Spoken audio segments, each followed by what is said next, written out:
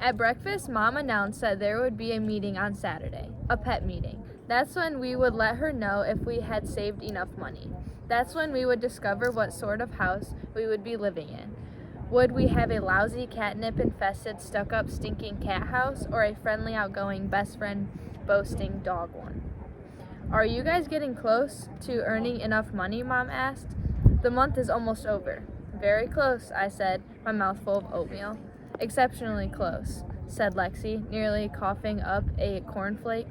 Really exceptionally close, I shouted in a garbled croak.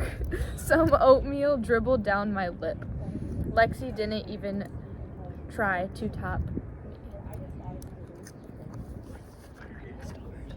But this time, I meant it. I had counted my money when I woke up. I'd make it to $500 with a day to spare, unless something went horribly wrong. And what could possibly go wrong, I thought.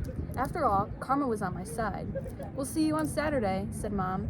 I tried to read Lexi's face. Was she confident, nervous, scared? I couldn't tell. Lexi's expression didn't change. She might have smirked. I wasn't sure. If she did smirk, it was a very, very small one. Otto, yelled Mom. Your shoes don't belong in the kitchen. I walked Barker again. It was part of a subscription, which means I had already been paying for walking him. It sort of felt like walking a dog for free, but a subscription is a commitment. It is a responsibility, and I was nothing if not responsible. Besides, I really liked walking Barker. Every time he looked up at me, his tongue wagging and his eyes filled with joy, I wanted to melt right into the pavement. I would have walked him for free, but walking him for money was even better. I pretended Barker was my dog, ambling along the sidewalk. My dog, barking at strangers. My dog, sniffing visible creatures and standing at attention when threatened by a flower. My dog would be the sort of dog that wouldn't run away, even if I dropped the leash because it loved me so much. My dog wouldn't shed, it would growl at crooks and sisters. My dog would be smart and do tricks. Most of all, my dog would love me more than anything in the entire world. I couldn't imagine anything better. It would have made this month, the grades, the soccer, the guilt, all worth it. Hey, want to play soccer? It was Eric and Kyle from the soccer team, approaching and waving from down the block. They kicked a soccer ball back and forth between them. We're heading to the park, said Eric. I shouldn't, I said, glancing at Barker. Oh, come on, said Eric. We'll play for 10 minutes, 20 minutes tops. We'll meet you there. They ran ahead. It was tempting. It was. I could tie Barker to a branch while I played. This time I tied the leash exceptionally well. Barker wouldn't mind. I needed the practice. I imagined Coach Drago applauding as I kicked it in the perfect goal. That's the way, he'd scream. Otto's back. It was nothing, I'd answer, blushing. I finally had some time to practice. Playing soccer wouldn't be goofing off. It would be the responsible thing to do. I wasn't just practicing for myself, I was practicing for the team. I couldn't let them down. I didn't pay attention to where we were walking. I was too busy kicking an imaginary soccer ball through the net and dreaming of Coach Drago's excited clapping. That's why I didn't notice the broken bottle on the sidewalk. I should have been more alert. I should have been looking out for Barker, who was distracted by a biker and didn't see it either. His shrill bark snapped me out of my daydream. Immediately I knew something was wrong. Barker stood on 3 legs, whimpering. Blood dripped from the pad of his lifted paw. Shattered glass covered the sidewalk. Who would leave a broken bottle like that? Barker looked at me with those large eyes of his, but they weren't smiling eyes. They were helpless, desperate ones. There's nothing you can do when a dog looks at you like that, other than wish you were the one bleeding from stepping on glass. I would have traded places with him in a nanosecond. I knelt down to look at Barker's paw. There was a glass shard sticking out, and I started breathing hard. My heart pounded. A couple weeks ago, I would have panicked. Dogs can feel your nervousness. I had to be calm, but not for me. Barker would be calm if I was calm. I took a deep breath. I slowed my heart. It's okay, boy. I held his paw in one hand and rubbed his neck with the other. We'll get help. I slowly pulled the piece of glass out. Barker whined. I knew a small vet clinic at the edge of downtown, just a few blocks away. I couldn't expect Barker to walk, though, and he was too big to carry all that away. Stay here, boy, I said to Barker. I dropped his leash, which felt strange, but he wasn't going anywhere. Not with that foot. Help, I yelled, flailing my arms to catch the attention of a small and sporty green convertible driving past. The car screeched to a stop. The door opened. The driver stepped out. Thank you, mister, I said before I even noticed who it was. The man wore an apron with blood splattered on it. He was tall and frowning. It was Mr. Snood. Oh, it's you, he grumbled. I ignored his groan. The dog, he's been hurt. Please, Mr. Snood, can you drive us to the vet? It's only a few blocks away. He paused. He looked at me and then Barker. And then at his car. I expected him to drive away. He didn't look very happy to see me, but then he nodded. Okay, let's go.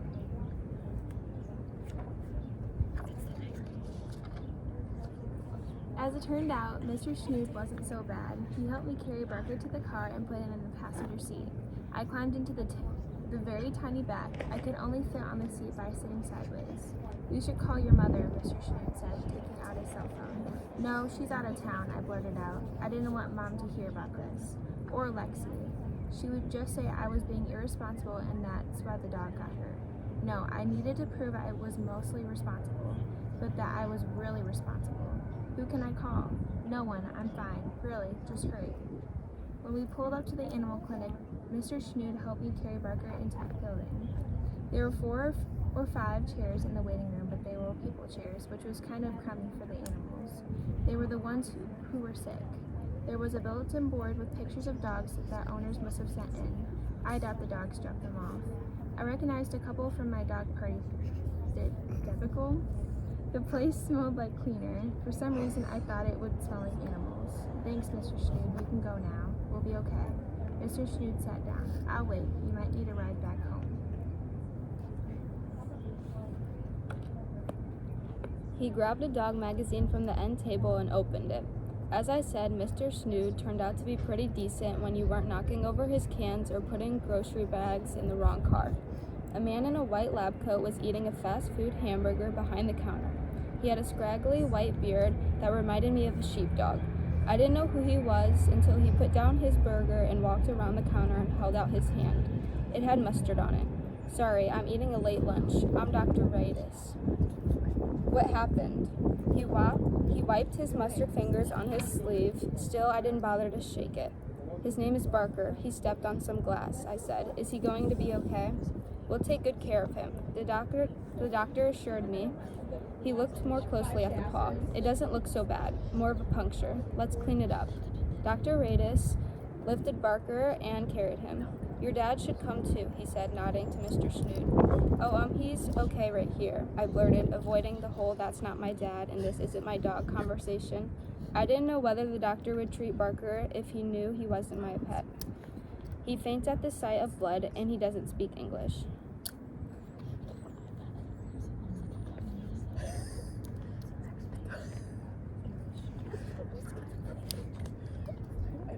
Then why is he reading a magazine in English? He likes to pretend. The doctor sighed, but nodded. We went through some doors and into an examination room. It was sort of like a human doctor room. Although the exam table was small, steel, and on the floor, Dr. Radius put Barker back on the table and it lifted when he pressed a button. After washing his hands, the doctor listened to Barker's heart and pushed out his belly and chest. It's his foot, I pointed out.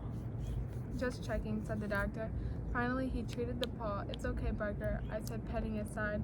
I fought my nerves so that I stayed calm and my heart didn't race. You'll be fine, boy. Barker gave my hand a lick and then closed his eyes as the doctor cleaned out the cut and wrapped it in a few layers of bandages. The final bandage was bright green, which was way cooler than a plain old white bandage if you ask me. And when the doctor finished, Barker panted and looked up at me with those deep blue ice eyes. You have melted if you saw them, believe me. If this is what it is, being really responsible felt like, I guess I liked being really responsible. He will heal up right in 2 or 3 days, said Dr. Radius, and the bandages should be changed every morning. I'll give you a couple days worth of pain medication. I don't think I need pain medication, I said. It's for the dog. That made sense. We went back to the reception area. How much do I owe you? I asked, fishing out the wad of bills I kept in my pocket. It was $8, but he took care of it, said the nurse, gesturing to Mr. Schnood. Mr. Schnood looked up from his magazine. Is he okay? I nodded. Ready to go? I nodded again. Parker wore a little buoy on his paw so he could walk, but slowly.